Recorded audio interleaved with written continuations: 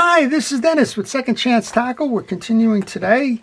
I had a follow-up. One of our viewers had said, whatever happened to that one you previewed, the Plusino? Well, I just haven't had a chance to get around to it.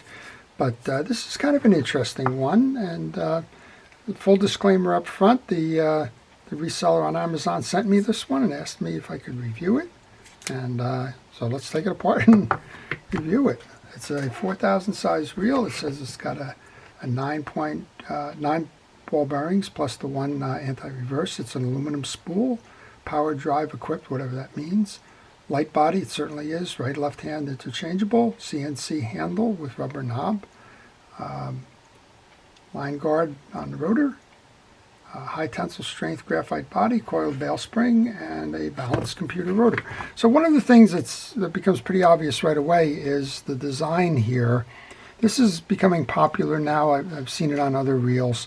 The idea here is wide spool, narrow rotor, so that any splash of water that's running off the line as it's being spooled on runs down and doesn't run in on the rotor. So that's kind of an interesting take on a skirted spool kind of an arrangement. Well, they do give us a schematic. I'll probably be referring to that from time to time. I do recommend, if you are servicing reels, to go ahead and make certain that you take pictures along the way if you don't have the schematic. Ideally, you can pull a schematic, but if you don't have that, that's okay too. I always like to try and count ball bearings. I never get them right on these things. I'm sure there's one ball bearing there to start with. Let's go ahead and take the reel apart then. Brand new reel, so we'll see what it's made out of. Kind of like the feel of it, very light. Here's your spool. Little click mechanism up top there. You can see kind of the webbed insert there. This little spring here is acting as your clicker. As that reel goes in reverse, we should be able to just pull that right up and off. Keep the parts in sequence. There's another little shim washer underneath that. There's two of them. That accounts for the line. If you're having trouble with your line, spooling high or spooling low, you change those washers. So this one came with two. And we have a set screw here holding on the rotor. So let's get that off. I'm just using a Phillips head screw for that, screwdriver. That in, and then you get some kind of a smaller 10 millimeter maybe. And I'm noticing on this that the nut comes off in a counterclockwise turn. So if you start and you find resistance, like it's just not moving, try the other way. That's the rotation of the reel. So theoretically the nut won't spin off in that, and then they safeguarded it by putting that extra screw in there. All right, this should come off now. And we have a fairly simple anti-reverse bearing kind of setup here with a shield on it, which is always nice to see. So if you haven't noticed already, I do use a part stripe with all my pieces of parts in there. And that glove is there usually for older reels, but I just happen to be working on one, and it's always a safety precaution of mine to do that. All right, I'm going to take these three out. I'm going to make sure that they're the same size. Notice we haven't gone into the core body yet, but let's just kind of check out the top while we're doing this. Should have one more, should release all of this, and I'm expecting to see the anti-reverse bearing under here, which would be the core function here. That's our anti-reverse bearing. That collar's holding everything down. This is nice. It does have the anti-reverse override in it, and we should be able to kind of pull the whole thing up. You want to watch the spring here as you do that. Oh, we were able to do that without that success. Nice. Okay, so I'm going to leave that collar there. This is your shield. You have a bearing. You have the shield that anti-reverse is going to ride on. You have a short, small shim type washer underneath so that it doesn't jam when you tighten the rotor. And that's our top end assembly. Very nice. we should be able to get this back in. Normally I would put grease on that, but again, this is exploratory. The grease is there, that the reel is new. And I think I may have to just, there you go. So I had to adjust the override that was falling over there. Not a problem. Okay, let's check the case. So the case is going to come off on this, and you would have had to go through the steps that I just did in order to get that case off, because there's a screw hiding here. So the first thing we'll do then is we're going to take the handle off. There's a screw that you have to remove the handle. Now we have 3 screws here in the mounting. I'm not sure if that means anything along the way. I guess we'll find out. We also have a bump guard. Keeping track of parts, when you take your handle screw off, put it right back into the handle. That way you won't lose it. Put it into that little tray. These 3 screws were the same for that top plate, so you could actually do that too if you wanted to. Just kind of throw the screws back into the holes there so that you don't lose them.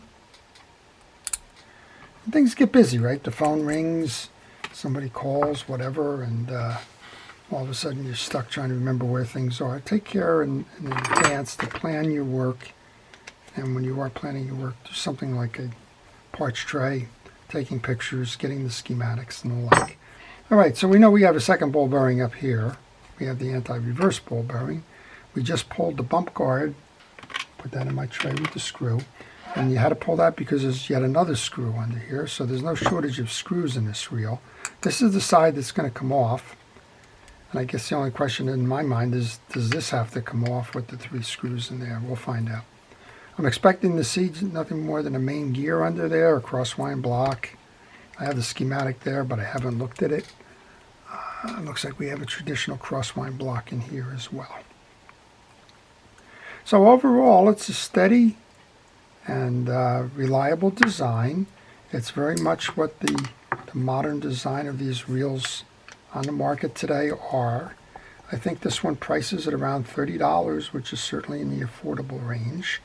And I guess if there's a question out there, the question always seems to be durability. Is it going to last? And parts availability. If something breaks, am I going to be able to replace that which is broken? And that's where they tend to fall short, and I don't know the support system behind this brand. Okay, there is of note, if you are taking one of these apart to service, pay attention to this little spring, this U-spring that holds tension onto the override here. That can shoot out. So if you've become experimental with this stuff and tried to figure it out, just be aware that that can pop. I think this should slide out now. There you go. So we didn't have to do anything here, but there is another bearing in the side case there. Let's move this down. This is a traditional crosswind gear, crosswind block. So that's 3 bearings. That's 4 bearings. There's probably a bearing, I'm going to go on a bearing hunt now, right? There's probably a bearing inside the crosswind gear. This is a very smooth reel. So that would be 5. And I guess I would have to start saying now, we'd have to look up here. There's nothing in the rotor. Might be 2 in the spool. Not sure. Probably 1 on the handle. But they managed to claim that those bearings are there, so I'm not going to doubt them. All right, if you were servicing the reel, you would put some grease onto the pinion gear, which you saw me pull through the top. Put some grease on, you would remove this, pull the axle, get grease onto the crosswind gear in the back, get grease onto the main gear here, but not necessary as this is a brandy new reel. Now, I did get a question the other day. Somebody had mentioned that they had got a Shimano that they bought new, and they did this, and the reel was completely dry. Now that can happen, right? Who knows when these reels were made? They don't come with the sell-by date or an expiration date or anything like that. And typically what can happen is this reel could be a year old, brand new in the box, right? It's manufactured, set into a warehouse. Along comes somebody who wants to buy the reel a retailer, of course, or an Amazon seller, or whatever it is. Those reels have to land, right? These are made in China, I believe. I haven't seen it, but I'm going to guess it's made in China. Let's see if they have it on the box here. Made in China. So these things are mass-produced. They go into a warehouse.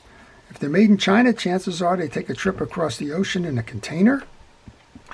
When they land in a container, chances are that they get shipped to a distributor somewhere, sit in a distributor's warehouse, find a buyer or a retailer or a reseller on Amazon or whatever we want to say their roles are, and ship them out to them. Well, there's a lot of heat, there's a lot of humidity, there's a lot of things going on in that transportation and warehousing process that can cause that grease to evaporate.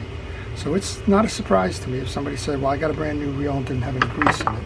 So if you're that type of a person and you want to check it out, go ahead and take your new reel apart. A lot of people get a little bit nervous about it.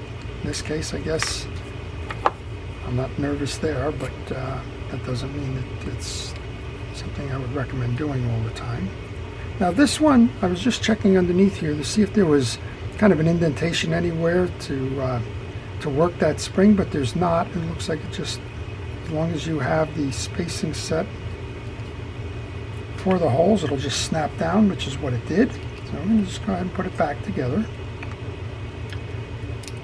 So if you like this kind of stuff, I'm always doing this, taking reels apart, repairing them as part of my service business. Trying to do videos on it to show you, if you have the reel, how to go service it yourself. If you're thinking of buying one on the used market, usually, right, because it's a used reel, but if you're thinking of buying one on the used market, kind of give you some insight into the reel, show you how it's made, and maybe pick out some weak points or strengths. And in this case, I like what I'm seeing so far. I think it's a quality product, and looks like it'll stand the test of time. And that's not a paid testimonial. That's just somebody who's saying, have at it, take a look at it. We'd be interested to know what you think. And that's you're getting what I think. I'm just going to turn it, make sure it still turns. Yes, I still have it there. I'm going to take this rotors next. That's got a rectangular base to it. Remember when we took this off, it came off in a clockwise direction, so it's counterclockwise. Right, you're going to turn it this way to tighten it. This one allows me to use a wrench. And then we have this little set screw that came out there. Let's go ahead and put that in.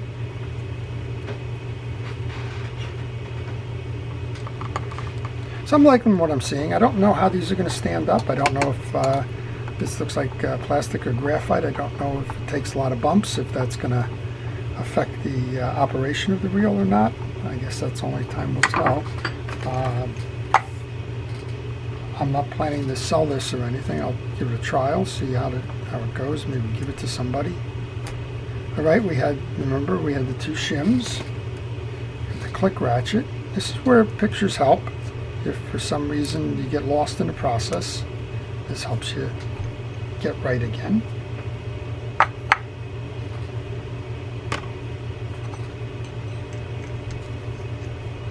Just saw a piece of my clutch tray from a different reel. I have to come back and figure out what that one's from. Tighten this up. Make sure that, I guess I didn't go into the drag system.